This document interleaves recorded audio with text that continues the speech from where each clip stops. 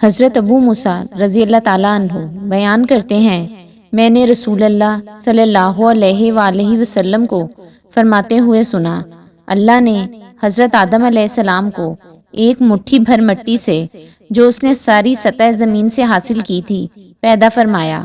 حضرت آدم علیہ السلام کی اولاد زمین کی رنگت کی مناسبت سے پیدا ہوئی۔ ان میں سے کچھ سرخ ہیں، کچھ سفید اور کچھ کالے، اور کچھ سرخ و سفید کے مابین،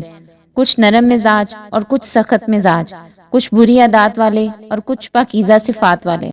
حضرت عائشہ رضی اللہ تعالیٰ عنہا بیان کرتی ہیں، رسول اللہ صلی اللہ علیہ وآلہ وسلم نے فرمایا، 6 قسم کے لوگوں پر میں نے لعنت کی، اور اللہ تعالیٰ نے بھی ان پر لعنت کی، اور ہر نبی کی دعا قبول ہوتی ہے۔ اللہ کی کتاب میں اضافہ کرنے والا، اللہ کی تقدیر کو جھٹلانے والا، طاقت کے بلبوتے پر مسلط ہونے والا شخص تاکہ وہ کسی ایسے شخص کو معزز بنائے جسے اللہ نے ذلیل بنایا ہو، اور کسی ایسے شخص کو ذلیل بنا دے جسے اللہ نے معزز بنایا ہو، اللہ کے حرم کی بے حرمتی کرنے والا، میری اولاد کی بے حرمتی کرنے والا، اور میری سنت کو ترک کرنے والا۔